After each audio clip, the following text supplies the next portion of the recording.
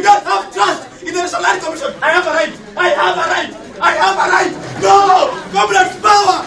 Githagathago giki kiambiriirie riria muhuraniri wa ihoto cia umundu Frederick Ojiro aingiriria kuite ifandiko na kuria muikari gitu wa ihinda wa kamitii iyo Abigail Bagayoto atongoria runake matige wira. I have a right with the constitution.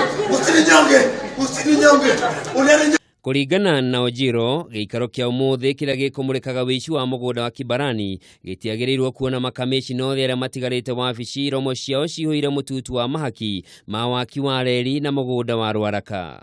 The one noise maker in the hall, or there was one man who stood up and made a lot of noise. We didn't hear exactly. I'm asking whether the commission.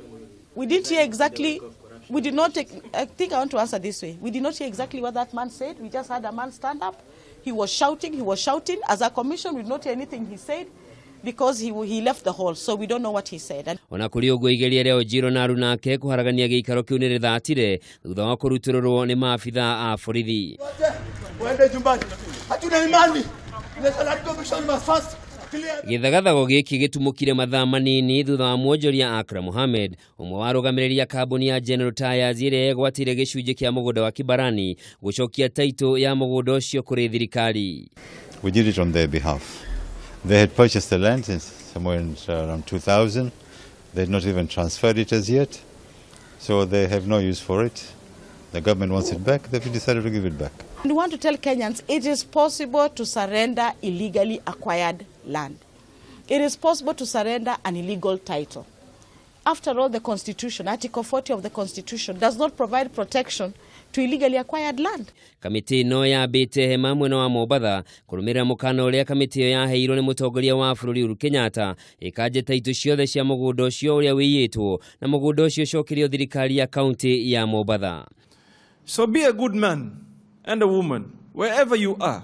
If you are holding a title deed for Kibarani, just find your way to the National Land Commission or national government or county government and hand it back, because you will do nothing with that parcel of land. Kibarani dam site must be decommissioned, and must be decommissioned fast. And NEMA will be working, Your Excellency, with your team to roll out the decommissioning plan. We are going to replicate the Nairobi Regeneration Initiative to the Mombasa Regeneration Initiatives.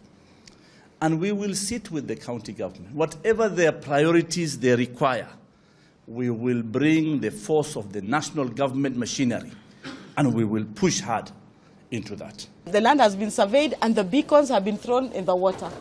So people have been moving slow. The beacons are in the ocean, let me put it correctly. So people have been moving slowly towards their beacons. Kila mtu anajaza mchanga pole pole akielekea upande wa beacon ndani ya bahari.